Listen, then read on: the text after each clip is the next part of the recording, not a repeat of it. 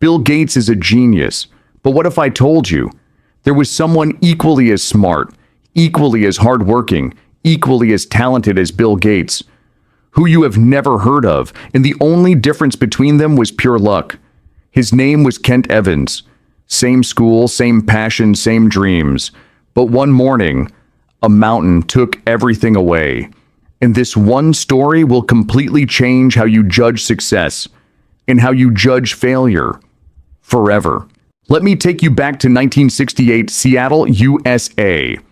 A young boy named Bill Gates joins a school called Lakeside. Now here is the thing. In 1968, computers were almost impossible to find. They were expensive, rare, and complicated. Only large universities and big corporations had them, but Lakeside School was different. They had a computer terminal, and out of 303 million children in America at that time, only around 300 schools had access to computers. Bill Gates was in one of those 300 schools. Think about that. 303 million kids, 300 schools. Bill Gates just happened to be in one of them. Was he smart? Absolutely. Was he hardworking? Without question. But was he also incredibly lucky? Yes. And Bill Gates himself has said this publicly. He got extremely lucky. At Lakeside, Bill Gates met a boy named Kent Evans. Kent was everything Bill was, brilliant, passionate, obsessed with computers and business.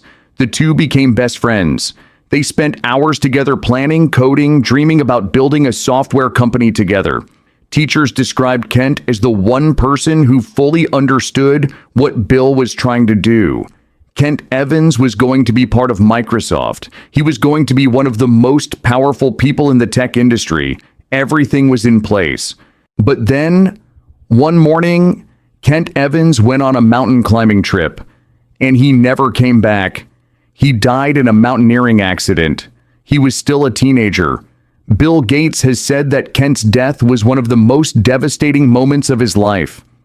Two boys, same school, same brain, same dreams, same work ethic, but completely opposite outcomes. One became the richest man in the world. One died before he could even start. What was the difference? Not intelligence, not effort, not strategy, pure luck. One survived, one did not. And this is the uncomfortable truth that finance books never tell you. Luck plays a massive role in financial success, and risk plays a massive role in financial failure. Both are invisible, both are real, and both are more powerful than most people want to admit. Now, here is where most people make a massive financial mistake. They see a billionaire, they study his strategy, they copy his moves, and then they wonder, why is it not working for me? Here is the problem. When you read a success story, you are only seeing the result.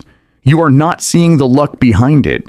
You are not seeing the right place, right time, right connections, right era that made it possible.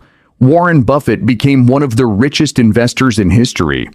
But Warren Buffett was born in America, the country with the most developed stock market in the world. He was born in 1930, just in time to invest during one of the greatest economic expansions in history. Was he brilliant? Absolutely. But was he also born in the exact right country at the exact right time? Yes. If Warren Buffett had been born in Bangladesh in 1930, you would have never heard of him. And on the flip side, we say, when you see someone who failed financially, do not call them stupid. Do not say they made bad decisions. Maybe they took a reasonable risk. Maybe the timing was wrong. Maybe they were unlucky. The 2008 financial crisis destroyed millions of people who did everything right. Luck and risk are siblings. They look the same from the outside. The only difference is the outcome. So what do you actually do with this information? How does understanding luck and risk make you better with money? Lesson number 1, stop copying specific strategies. Instead, copy broad behaviors. What do almost all successful investors have in common? They save consistently. They invest for the long term. They do not panic. They live below their means. These are not lucky behaviors. These are behaviors anyone can copy. Lesson number 2.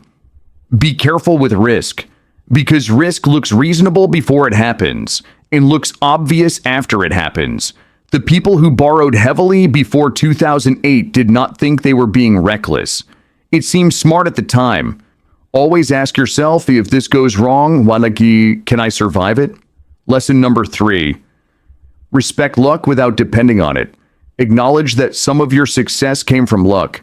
Stay humble, because the same randomness that helped you can hurt you tomorrow. And lesson number 4, never judge financial failure too harshly. Not yours, not others. Because sometimes the market crashes. Sometimes the timing is wrong. Sometimes life happens. A failed business does not make someone a fool. A successful business does not make someone a genius. The outcome alone does not tell the whole story. Bill Gates got lucky with his school. Kent Evans did not get lucky with his mountain. Two equally brilliant people. Two completely different lives. The lesson is not to feel hopeless. The lesson is to be humble about success and compassionate about failure. Copy what most successful people do, not what one lucky billionaire did. Save consistently, invest for the long term, manage your risk, and respect the role of luck without depending on it. That is what smart finance looks like, and that is what Charted Money is all about. Breaking down real money lessons into simple visuals so that finance and financial markets become easy for everyone.